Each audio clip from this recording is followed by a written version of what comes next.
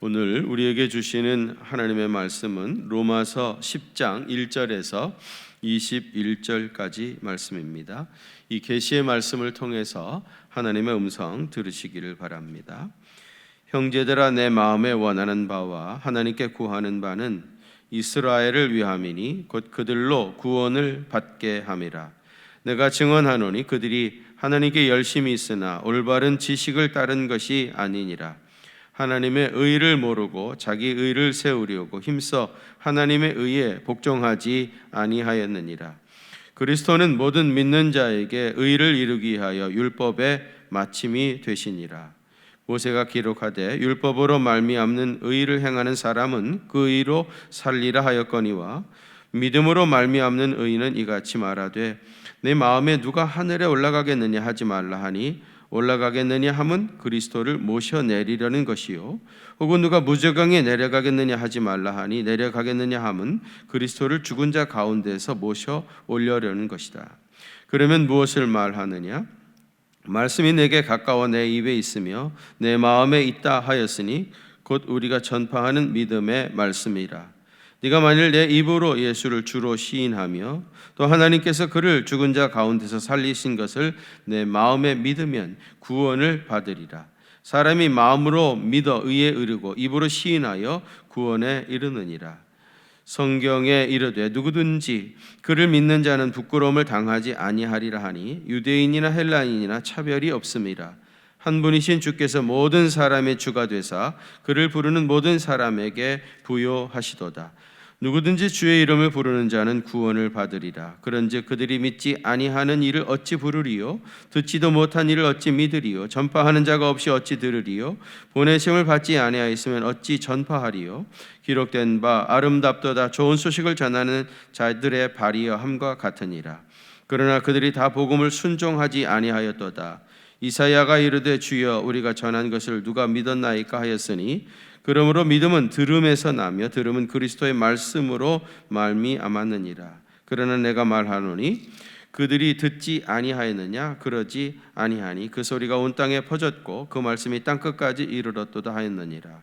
그러나 내가 말하노니 이스라엘이 알지 못하느냐? 먼저 모세가 이르되 내가 백성 아닌 자로서 너희를 시기하게 하며 미래는 백성으로서 너희를 노엽게 하리라 하였고, 이사야는 매우 담대하여 내가 나를 찾지 아니한 자들에게 찾은 바 되고 내게 묻지 아니한 자들에게 나타났노라 말하였고, 이스라엘에 대하여 이르되 순종하지 아니하고 거슬려 말하는 백성에게 내가 종일 내 손을 벌렸노라 하였느니라. 아멘. 코로나19가 장기화되어지면서 코로나 브루라고 많은 사람들이 우울증에 빠져들어가고 있습니다. 저는 예전에 우울하고 그러면은 재래시장, 아주 유명한 재래시장에 가곤 했었습니다. 남대문 시장 같이 사람들이 굉장히 많은 그런 곳에 가보면은 거기서 그 장사하는 사람들 말이죠. 참 지금은 많이 사라졌지만은 어떤 경우에는 길에다도 물건을 펴놓고 조그만 상자에다 산더미 같이 물건을 쌓아놓고 막 박수 치면서 골라 그러면서 장사하는 사람들의 모습을 이렇게 보면 참 생기, 살고자 하는 삶의 본능, 바이탈리티 이런 것들을 충분히 느낄 수 있었고, 그것이 내 가슴에도 저에게도 이렇게 전해지는 것 같은 그런 마음이 있어서 우울했던 것들이 조금씩 사라지는 것을 경험하곤 했었습니다. 그러면서 한편으로는 또 열등감 같은 것도 느꼈어요. 저 사람들은 저렇게 자신 있게, 저렇게 뜨겁게 열정적으로 티셔츠 한 장 팔기 위해서 저렇게 열정적으로 외치면서 소리 지르면서 저렇게 장사를 하고 있는데, 과연 나는 복음을 파는 사람인데 내가 가진 복음에 대한 그런 확신이 있는가? 참 그 사람은 지나가는 사람들로 아무나 붙잡고 이거 사라고 자신 있게 자기 상품을 파는데, 나는 정말 내가 전하는 복음에 대한 그런 자신감이 있는가? 티셔츠 한 장 파는 저 사람보다도 나는 열정이 약하지 않은가? 보다도 좀 더 뜨겁게 설교하면 안 되느냐? 네가 가진 복음을 자신 있게, 적어도 저 사람보다는 더 자신 있게 전해야 하지 않겠느냐? 그런 생각들을 하고 돌아오곤 했었습니다. 계시록에 나오는 7 교회 중에 차지도 덥지도 않았던, 그래서 책망받았던 교회가 있죠.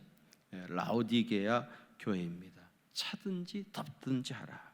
그렇지 아니하면 내 입에서 토하여 내치리라 그랬습니다. 정말 우리가 주님을 섬기더라도 뜨거운 열정을 가지고 열심히 주님을 섬기는 그런 사람이 되어야 할 것입니다. 항상 한 발을 뒤로 빼놓고 사시는 분들이 있어요. 예외는 다 있지만은 예배를 드려도 다 뒤에 항상 앉는 분들, 이런 분들이 주로 이제 그런 부류에 속하는데, 언제든지 빠져나갈 준비를 하고 있는 아주 준비성이 대단히 좋은 그런 분들입니다. 절대로 적극적으로 무슨 일에 끼어들지 않고, 그렇다고 아예 두 발 다 빼는 것도 아니면서 언제나 적당한 간격을 유지하면서 간격의 예술이라고 할까요? 그러면서 신앙생활을 이어가는 사람입니다. 역사의 중심 무대에 한 번도 뛰어들지 못하고 항상 변두리에서 어슬렁거리는 사람입니다. 로마서 12장 1절에 보면 부지런하여 게으르지 말고 열심을 품고 주를 섬겨라. 주를 섬기되 좀 열심을 품고 뜨거운 열정이 느껴지도록 그렇게 주님을 섬겨라. 그렇게 말하고 있습니다. 여러분, 주님을 섬기는 그 뜨거운 열정이 느껴질 수 있었으면 좋겠습니다. 분명히 열정도 있어야 하고요, 열심도 있어야 하지만, 그런데 더 중요한 것은 무엇을 위한 열심인가? 그것이 사실은 더 중요하죠. 작년 10월 달쯤이었던 걸로 기억하는데요, 우리 이군우 선교사님이 사역하시는 캄보디아 바탐방에 키즈엘 어린이집 개원식이 있어서 우리 선교팀이 갔었습니다. 거기 이제 가서 사역을 하고 호텔에서 잠을 자고 아침에 그 호텔에서 그 아침 식사를 먹게 되었는데, 가서 보니까 서양 사람들, 백인들이 굉장히 많아요. 그 호텔에. 이 캄보디아 바탐방 그 시골 구석에 백인들이 왜 이렇게 많이 왔을까 궁금하기도 하고, 그래가지고 잠시 인사를 했어요. 나는 우리 선교사가 여기 어린이 사역을 하고 있어가지고 그 일 때문에 왔다고 소개를 했더니, 대뜸 그 사람이 당신은 어느 교파냐고 물어보는 거예요. 참 낯설죠 사실. 아니, 선교지에서 만나가지고 처음 보는 사람 보고 대뜸 당신은 어느 교파에 속하느냐고. 그래서 저는 장로교 목사라고 그렇게 얘기를 했죠. 그리고 잠깐 얘기를 해보니까 이 사람들은 몰몬교 있잖아요. 몰몬교도들입니다. 미국에서 130여 명이 왔대요. 와가지고 한 달 동안 거기서 세미나도 하고 또 오후에는 흩어져서 전도도 하고, 그러기 위해서 130명이나 되는 몰몰 교도들이 말이죠, 그 시골 마을까지 온 거예요. 우리는 그때 10명도 안 됐고요, 5일 갔다 왔습니다. 근데 이 교도들의 열심은 얼마나 극심한지, 그 먼 미국에서 캄보디아 그 시골까지 130명이나 와가지고 한 달 동안이나 자기들은 세미나하고 배우고 전도하고 그런다는 거예요. 참 그 얘기를 들으면서 우리가 이 선교지를 위해서, 또 선교사를 위해서 정말 기도를 많이 해야 되겠구나 하는 생각을 갖게 되었습니다. 이단에 빠진 사람들의 열심은 정말 대단합니다.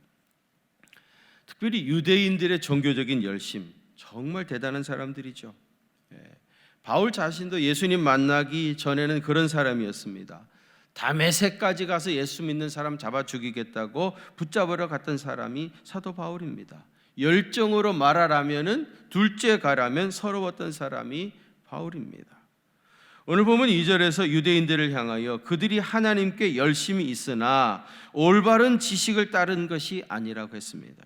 나름대로 열심히 무엇을 하고 있는데 올바른 지식을 따라 제대로 섬기는 것이 아니라는 말이죠. 자기 나름대로는 하나님을 위해서 한다고 했지만은 사실은 자기 의를 드러내는 사람이었던 거예요. 그래서 본문 3절에 보면 하나님의 의를 모르고 자기 의를 세우려고 힘써 하나님의 의에 복종하지 아니하였느니라. 여기 하나님의 의와 자기의 의를 대조하고 있습니다. 열심을 내는 사람 중에 하나님의 뜻을 알고 하나님의 의를 온전히 드러내는 사람도 있는가 하면은 자기 의를 위하여 자아도취적인 열정에 빠져 있는 사람도 있습니다. 그러면 우리는 무엇을 위한 열심이어야 하겠습니까? 여러분, 오늘 본문 1절 한번 같이 봉독하겠습니다. 1절입니다. 시작. 형제들아, 내 마음에 원하는 바와 하나님께 구하는 바는 이스라엘을 위함이니 곧 그들로 구원을 받게 함이라. 아멘. 여기 보시면 내 마음에 원하는 것이 곧 하나님께 구하는 것이죠. 내 마음에 원하는 것과 하나님께 구하는 것이 사실은 하나죠. 그 하나는 뭡니까? 이스라엘이 구원받는 것. 이것이 내 마음에 원하는 것이고 내가 하나님 앞에 간절히 간구하는 겁니다. 이스라엘 백성들을 구원하는 일에 열심을 내야 한다는 거예요.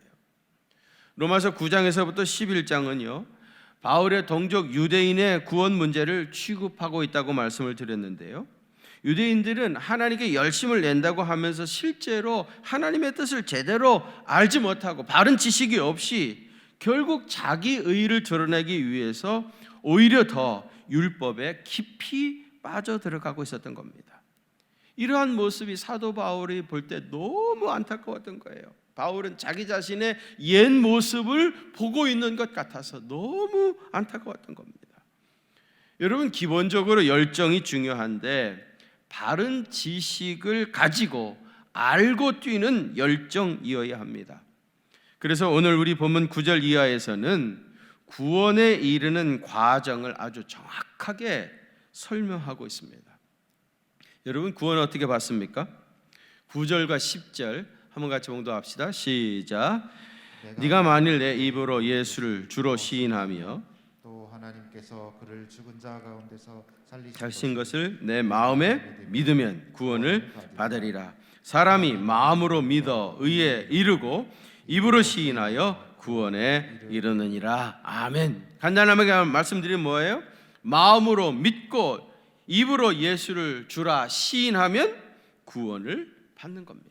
마음으로 믿고 입으로 예수를 주라 시인하면 구원을 받습니다. 이 구원에 이르는 과정을 성경에서 가장 정확하게 기록해 놓은 곳이 오늘 보면 13절에서부터 15절입니다. 여기 한번 같이 봉독하겠습니다. 시작. 누구든지 주의 이름을 부르는 자는 구원을 받으리라. 그런즉 그들이 믿지 아니하는 자를 어찌 부르리요? 듣지도 못한 이를 어찌 믿으리요? 전파하는 자가 없이 어찌 들으리요? 보내심을 받지 아니하였으면 어찌 전파하리요? 기록된 바 아름답도다 좋은 소식을 전하는 자들의 발이여 함과 같으니라. 아멘. 여기 보시면 누구든지 주의 이름을 부르는 자는 구원을 받는다고 했습니다. 주의 이름을 부르기만 하면 구원을 받아요. 그런데 주의 이름을 부르려고 하면은 먼저 예수님을 믿어야겠죠. 예수님을 믿지 않고 어떻게 주의 이름을 부를 수 있겠습니까? 그러니까 믿는 것이 주의 이름을 부르는 것보다 먼저입니다. 먼저 믿고 그리고 나서 주의 이름을 부르는 겁니다. 그런데 믿게 되려고 하면 어떻게 돼요? 복음을 들어야 되죠. 복음을 듣지도 못하고 어떻게 믿을 수 있겠습니까? 그러면 복음을 들으려고 하면은 누군가가 외치는 사람이 있어야죠. 복음을 전하는 사람이 있어야죠. 전파하는 사람이 없으면 복음을 들을 수가 없는 겁니다. 그리고 복음을 전하려고 한다고 하면 누군가가 이 전도인을 파송해야죠. 그래서 파송을 받아 가서 복음을 전하고 이 복음을 듣고 믿고 구원을 받는 겁니다. 그러면 이 전도인은 누가 파송하겠습니까? 교회가 파송하는 겁니다. 안디옥 교회가 바울과 실라를 복음 전하는 자로 따로 세우고 안수해서 파송을 했습니다. 바울과 실라는 안디옥 교회의 파송을 받고 복음을 힘있게 전파했고 그들이 전하는 복음을 들을 때에 성령님께서 그 안에서 역사하셔가지고 믿음이 그 사람들의 심령에 생겨났던 겁니다. 결국 그래서 그들이 마음으로 믿고 입으로 예수를 주라 시인함으로 구원을 받게 된 겁니다. 그러니까 따지고 보면 구원의 과정은 교회가 전도자를 파송함으로부터 시작되어진 겁니다. 그래서 우리가 선교사들을 파송하는 것이고요, 어려운 가운데서도 후원하고 있는 겁니다. 신학자인 에밀 브로너가 교회가 존재하는 이유에 대해서 이렇게 얘기를 했어요. 불이 타오름으로 존재하는 것 같이 교회는 선교함으로 존재한다. 여러분, 불이 꺼져버리면 불의 의미가 없죠. 아무 의미가 없습니다. 마찬가지로 불이 타오름으로 존재하는 것처럼 교회는 선교함으로 존재한다. 선교하는 교회만이 교회인 것이지요, 선교가 꺼져버린다고 하면은 마치 꺼져버린 불처럼 더 이상 교회로서의 의미를 지니지 못합니다. 교회는 전도를 위한 공동체입니다. 전도의 사명을 잊어버리면 교회는 로터리 클럽처럼 사교 모임으로 전락해버립니다. 오늘날 사교 모임으로 전락해가고 있는 교회가 점점 많아지고 있습니다. 여러분, 전도는 다른 사람 영혼을 구하는 일이지만은 사실은 자기 자신의 영이 사는 길이기도 합니다. 다시 말해서 자기 자신의 영을 살리기 위해서라도 우리는 전도해야 한다는 거예요. 잡지에 났었던 실제 있었던 일인데요, 미국의 로페스라고 하는 여성이 있었다고 그래요. 이분이 임신 중이었는데 임신 8개월쯤 되었던 어느 날 두통이 너무 심해가지고 병원에 갔습니다. 갔더니 의사들이 임신 그런 그 증후군 중에 하나이다, 며칠 지나면은 괜찮을 거라고, 그래서 간단하게 치료를 하고 이제 집으로 돌려보냈어요. 그런데 며칠 지나면 괜찮아지려니 그렇게 생각을 했는데 갑자기 호흡곤란이 일어나면서 숨을 쉴 수가 없는 겁니다. 그래서 이제 구급차에 실려가지고 병원에 오는 도중에 뇌 혈관이 터져가지고 혼수 상태에 빠졌습니다. 이 사람은 태어날 때 이 뇌동맥하고 뇌정맥이 기형으로 태어나가지고 그것이 문제가 되어가지고 뇌출혈을 일으킨 겁니다. 의사들이 치료 방법을 총동원했는데 환자의 의식이 돌아오지 아니하고 결국은 회생 불가능하다, 도저히 살릴 수 없다, 그렇게 이제 의학적 사망 선언을 했습니다. 그런 상태에서, 이 뇌사 상태에서 47일이 지나갔다고 그래요. 그 아이는 엄마 뱃속에서 아직 곧 살아있고 엄마는 뇌사 상태이고요.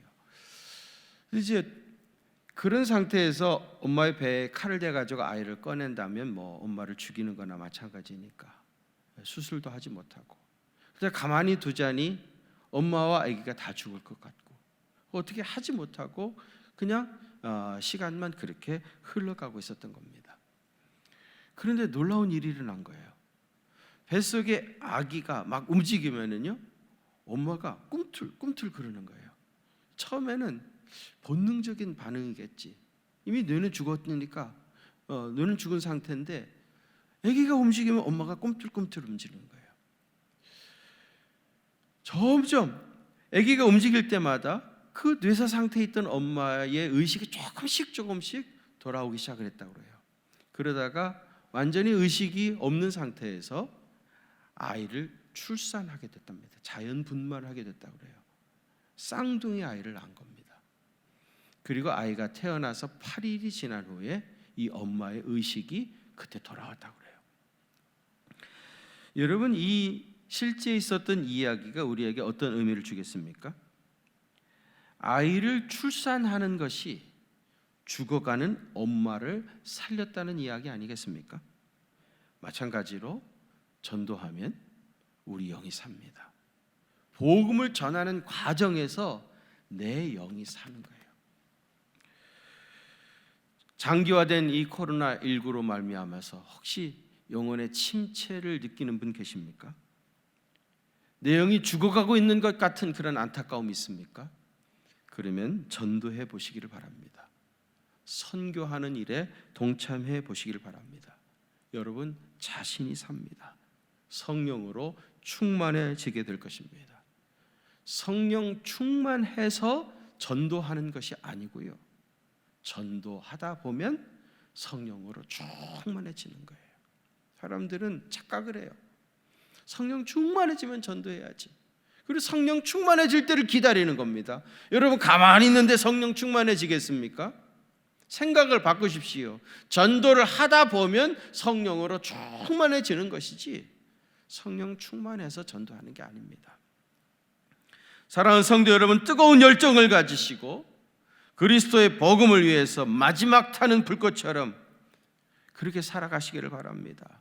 그렇게 정말 복음을 전하 살다가 당당하게 우리 주님께 부름을 받는 귀한 인생 되시기를 바랍니다.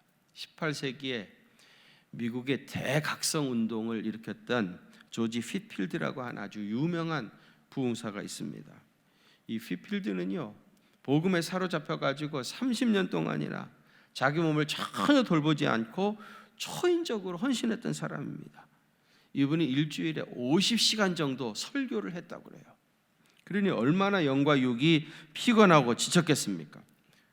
많은 사람들이 그의 건강을 걱정하면서 좀 쉬셔야 된다, 그러다가 큰일 나겠다고 그렇게 말할 때마다 이 휘필드는 나는 녹슬어서 없어지는 사람이 아니라 복음을 위하여 달아서 없어지는 사람이 되겠다고 그렇게 말했던 아주 유명한 말을 했던 사람입니다.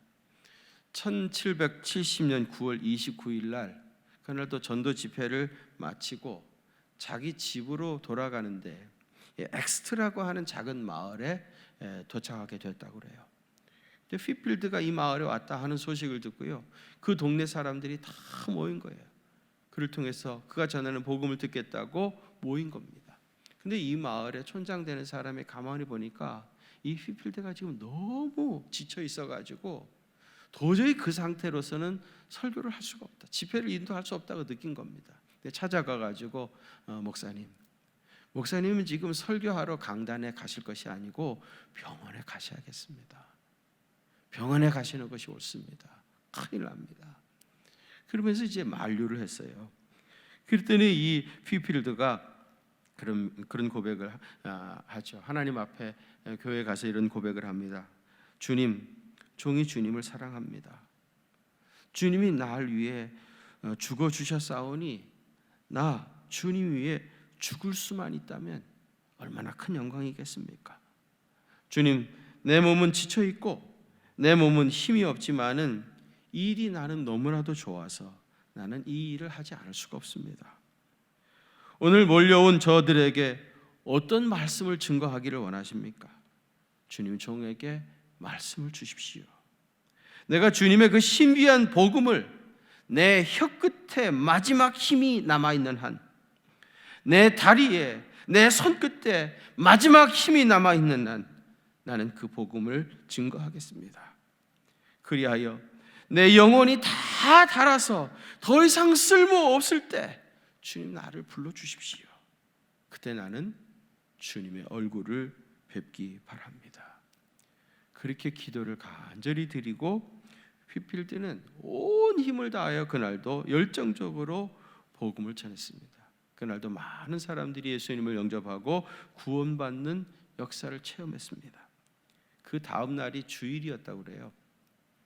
그 사람들이 아침 식사를 드시라고 식사를 가지고 찾아가 보니까 이미 조지 휘필드는 하나님의 부르심을 받으셔서 천국으로 떠난 뒤였다고 합니다.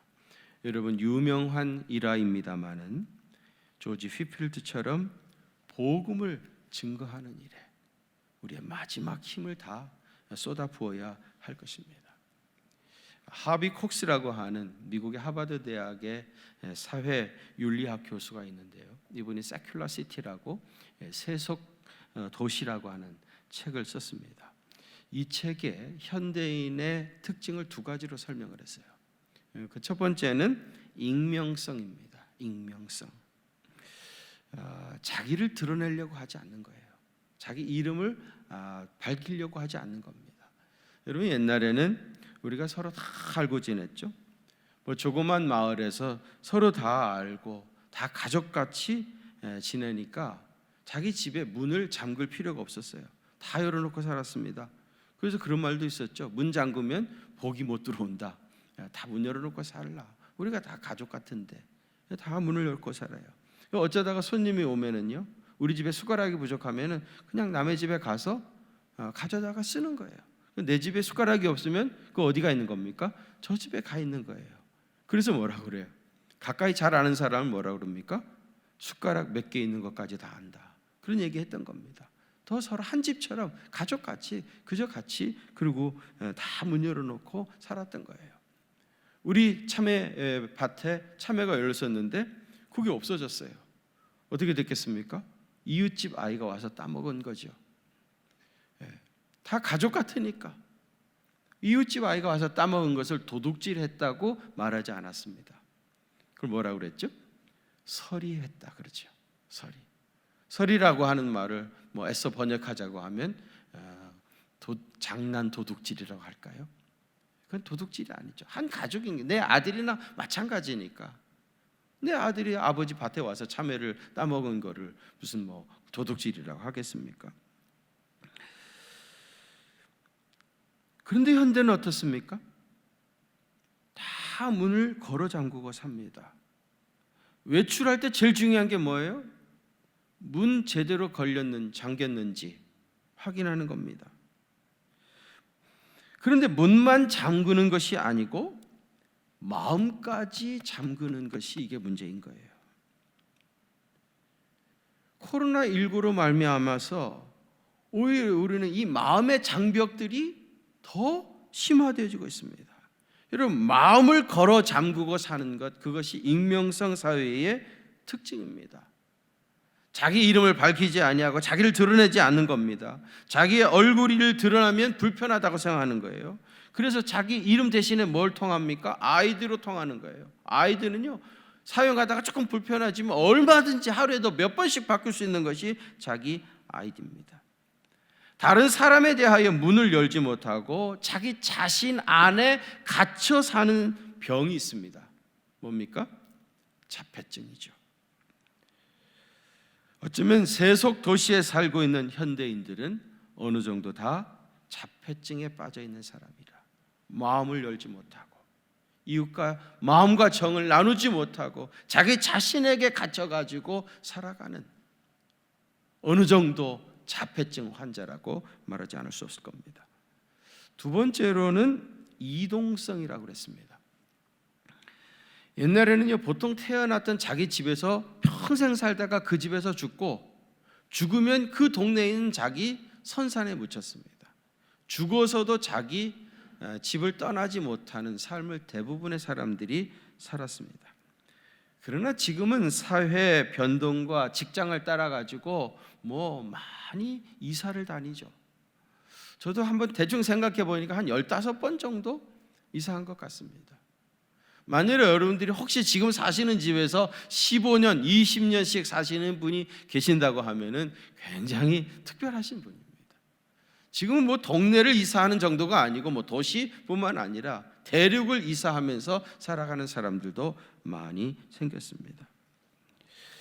이사를 자주 하다가 보니까 교회 생활도 이제 본교회라고 하는 의미가 사라졌습니다. 익명성, 이동성 사회가 되다 보니까 계속해서 약해지는 것이 뭐냐? 그게 공동체성입니다. 가족 공동체가 약해졌고요, 마을 공동체도 약해졌고요, 국가관도 많이 달라졌습니다. 무언가 하나로 결속할 수 있는 힘이 약해진 겁니다. 그래서 사람들이 여기저기서 우리가 하나 되어야 된다, 하나로 뭉치자, 그렇게 말하는 사람이 많이 생겼습니다. 근데 여러분, 진정 우리가 하나가 되려고 한다고 하면은 무언가 그 중심이 있어야 되는 겁니다. 옛날에 아버지가 중심이 되어서 가정 공동체의 결속을 다졌듯이 그 공동체 전체를 하나로 엮어갈 수 있는 중심이 있어야 하나가 될 수 있는 거 아니겠습니까? 그 중심이 뭐겠습니까? 예수님이시고 기독교의 복음입니다. 예수님 중심, 복음 중심으로 우리는 하나가 되어야 됩니다. 여러분, 세상의 모든 이야기는 나름대로 다 가치관이 있고요, 그 가치관이 형성되어진 과정이 있기 때문에 그것을 주장하다 보면은 자연히 논쟁이 생기게 되어지고, 그러다가 결국 공동체가 깨지고 와해되어지는 것입니다. 우리가 진정 하나 되기를 원한다고 하면 세상의 그 어떤 이념이나 가치관이나 그 무엇이 아니라 예수님이 우리의 중심이어야 되는 거예요. 예수님을 중심에 딱 모셔놓고 가족이 하나 되어야 되고, 우리 마을이 하나 되어야 되고, 우리 민족이 하나 되어야 하는 겁니다. 이를 위해서 저는 우리 교회는 예수님의 이야기만 가득한 교회가 되어지기를 바랍니다. 분명히 중심에 예수님이 계시고 복음이 우리 교회 가운데 있어야지 그 어떤 것이 우리의 중심이 되어서는 안 됩니다. 교회는 복음 공동체이고 이 복음을 전하기 위해서 우리 교회는 세워졌습니다. 그리고 지금까지 이 사명을 잘 감당해 왔고요, 그러는 과정에서 우리 교회가 건강하게 성장해 왔습니다. 비록 우리가 하비콕스가 말하는 세속 도시에 살고 있다 할지라도 우리의 중심에 반드시 예수님을 확실히 모시고 그 그늘 아래 우리가 하나 되어야 합니다. 그래야 가정이나 교회나 이 사회가 하나가 될 수가 있는 것이고요, 건강한 세상, 건강한 사회가 될 수가 있습니다. 우리의 모든 삶의 중심에 예수 그리스도를 모시고, 우리의 대화의 중심에도 예수님 언제나 계시고, 교회는 마지막 순간까지 순수하게 이 복음의 말씀을 전하는 교회로 남아있다면 세상이 여러 가지로 바뀐다 할지라도, 어떠한 형태로 세상이 바뀌어간다 할지라도 그 가운데서도 주님께 붙잡힌 바 되어 쓰임받는 그런 교회가 될 것이고, 또 그런 성도가 되리라고 믿습니다. 우리의 중심에 예수 그리스도, 우리 교회는 예수님의 이야기로만 가득한 교회, 그래서 역사의 마지막 때에 주님께 귀하게 쓰임받는 그런 교회와 성도 되시기를 주님의 이름으로 축원합니다. 하나님 아버지, 우리가 하나 되어지기를 원하지만 그 중심에 예수님이 계시지 아니하면 하나가 될 수도 없고 또 하나가 되어서도 안 된다고 생각됐습니다. 주님, 예수님을 우리의 삶의 중심에 모시게 하시고, 우리 대화의 중심에도 늘 예수님이 계시게 하시고, 예수님 복음 전하는 일을 위하여 우리가 마지막 타는 불꽃처럼 그렇게 뜨거운 열정을 가지고 주님 복음 전파하는 믿음의 사람 되게 하여 주시옵소서.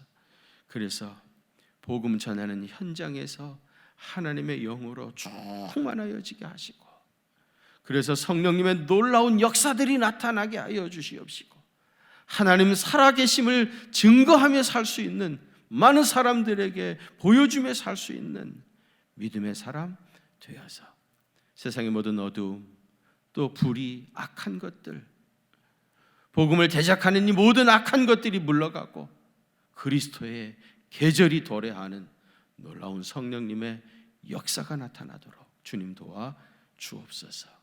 이 일애로 우리 경기중앙교회와 사랑하는 성도들을 값지게 사용하여 주옵소서. 이 사명 감당하기 위해서 전 세계에 흩어져 있는 선교사들을 축복하시고 그들의 신원을 안전하게 보호하시며 성령으로 날마다 충만하게 하셔서 기쁨으로 귀한 사명 감당해 가실 수 있도록 은혜 더해 주옵소서.